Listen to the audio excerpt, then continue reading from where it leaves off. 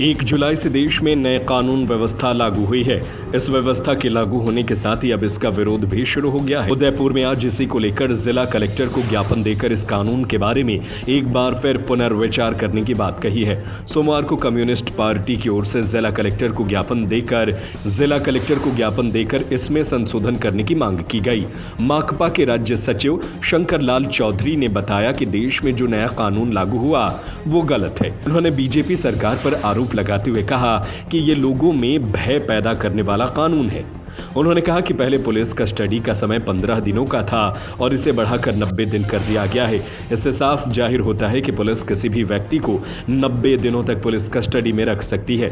साथ ही उन्होंने कहा कि जिस व्यक्ति पर कोई आरोप लगाता है उसका नाम डिजिटली और थाने के बोर्ड पर लिखना अनिवार्य है, जो कि बहुत गलत है। जिस पर आरोप लगे हैं उसकी अभी जांच भी नहीं हुई है। ऐसे में ऐसे व्यक्ति के नाम का डिस्प्ले उसकी निजता के खिलाफ है।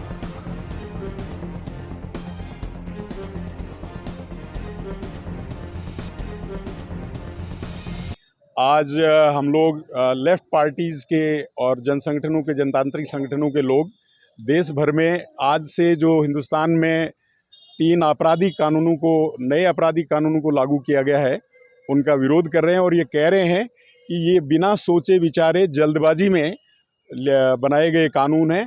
इनको वापस लें, इन पर पुनर्विचार हो और जो एक्सपर्ट्स हैं, जो पार्लियामेंट्री कमेटी है, स्टैंडिंग कमेटी है वगैरह, उनमें भेज के इन पे विचार करके, पुनर्विचार करके ठीक से सम्यक दृष्टि से नए कानून बनाए जाएं। ख़ास तौर से अगर देखा जाए तो इस तरह से ये इन्होंने कहा तो ये है कि वो औपनिवेशिक कानून ख़त्म कर रहे हैं, लेकिन औपनिवेशिक कानून ख़त्म करने के नाम पर औपनिवेशिक कानूनों से भी ज़्यादा खतरनाक प्रावधान उसमें किए गए हैं।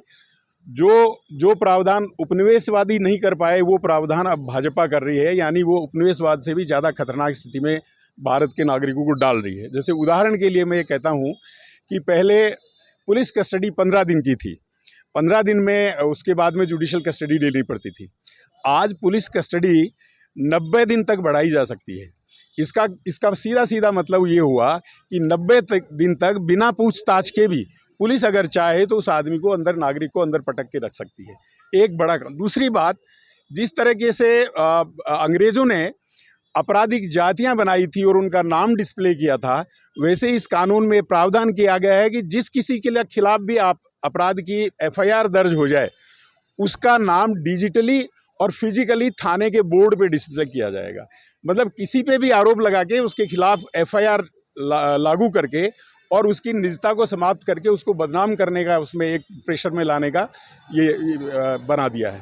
तीसरी बात ये है कि इन कानूनों से जनता में इतना भय पैदा होगा कि निश्चित रूप से जो राइट टू एक्सप्रेशन है और लोगों का जो इकट्ठे होने और प्रतिवाद करने का जो अधिकार है, जो नागरिक अधिकार है, जो प्रजातांत्रिक अधिकार है, उस पर विपरीत असर पड़ेगा और वो दब के रह जाएगा। आज जब हम देख रहे हैं कि ये कानून नहीं है, तभी हमारे देश में मीडिया की क्या स्थिति है, आम लोगों की क्या स्थिति है। इतने भयभीत लोग हैं कि लोग बोल ही नहीं पाते, चाहते हुए भी नहीं बोल पाते हैं। तो कल अगर ये प्रावधान हो गया तो उसके बाद में और भी स्थिति हो जाएगी, खराब स्थिति हो जाएगी। सबसे बड़ी बात यह है कि पार्लियामेंट में विरोध के अलावा पूरे देश की जो लीगल फ्रेटर्निटी है, सुप्रीम कोर्ट के लॉयर्स हैं और तमाम जनसंगठन जो नागरिक अधिकारों के बारे में हिंदुस्तान में लड़ाई लड़ रहे हैं, वो इसका विरोध कर रहे हैं और उन्होंने कंसर्न जताई और राष्ट्रपति को लिखा है कि आप सरकार को निर्देश दें कि इनको वापस लें और उस पर पुनर्विचार करके सम्यक कानून बनाएं।